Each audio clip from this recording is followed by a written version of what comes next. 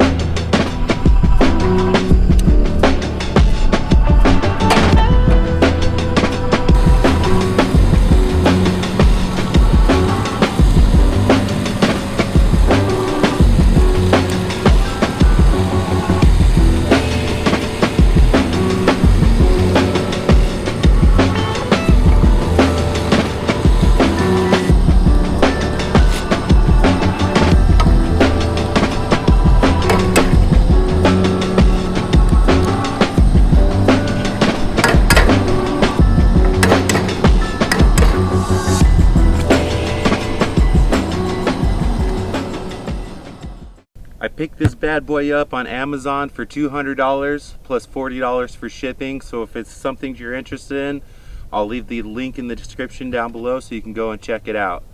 I've heard a lot of people say not to waste your money on big expensive 12-volt fridges like a Dometic or an Iceco. A lot of times the components have about the same lifespan, so there's no point in spending thousands on something that you can only spend a couple $100s on and essentially get the same results from. It's been really nice being able to store perishable food. I keep hot dogs, lunch meat, coffee creamer, chocolate, cold drinks, you name it, it'll keep it cold. So it's been great to be able to cook up some actual meals while I'm out on the road, like this bacon and eggs here. It's been working really great, keeps everything cold. I've got no complaints about this particular fridge. The thing about any 12-volt fridge though is it's going to draw quite a bit of power. Mine on average draws about 50 to 60 watt hours. Now you got to keep in mind it's not running all the time. 5 minutes here, 10 minutes there. I'd say on average it probably runs between about 2 and 4 hours a day. Now I've got a Blue Eddy AC50 solar generator. It's 500 watt hours, so I can run this thing for about 2 to 3 days before that thing fully discharges. Now you don't want to do that. I wouldn't recommend fully discharging your solar generator. I believe mine's a LiFePO4 technology, so I can safely take it down to about 25% without damaging the battery. I personally like to keep it above 50 to 60% because I have other things I like to charge as well, like my laptop, camera gear, drones, cell phone, all those electronics that most people are going to want to have as well. So here's the main issue I've been having.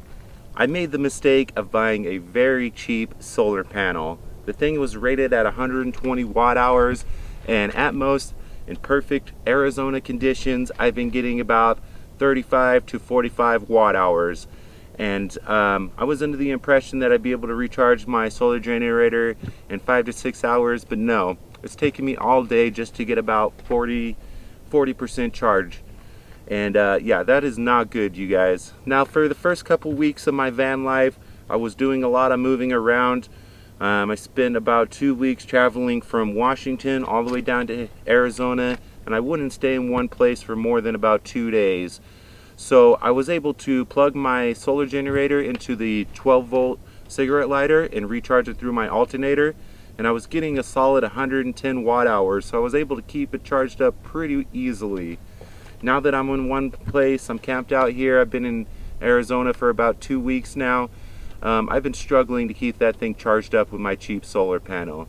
So don't be like me, definitely do your research on the solar stuff before you invest in things that just aren't going to give you the efficiency that you need and that aren't going to cover your needs.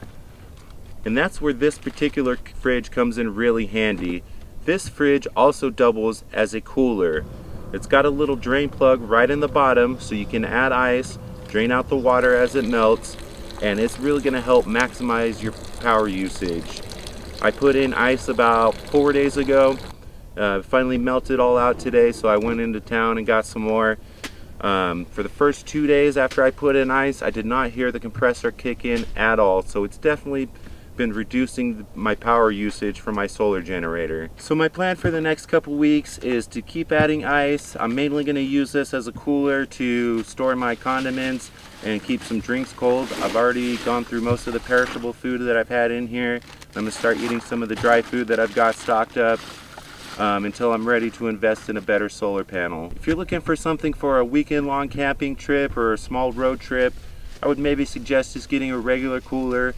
If you're planning on living in a van or a vehicle, I would definitely recommend something like this, but I would definitely recommend finding something with that drain spout so that you can use it as a cooler. Your food, if you're struggling with your power, your food is not going to go bad. You can keep ice in there, keep everything cold in an emergency, and it's going to work out great for you. So anyways, I think that's going to do it for this video. If you like this type of content, and or if you feel like you learned anything, definitely give that thumbs up. Make sure you subscribe, and I'll be doing more videos like this, doing some gear reviews on some of the stuff I've been using. So definitely stay tuned in for that. And until next time, we'll see y'all down the road.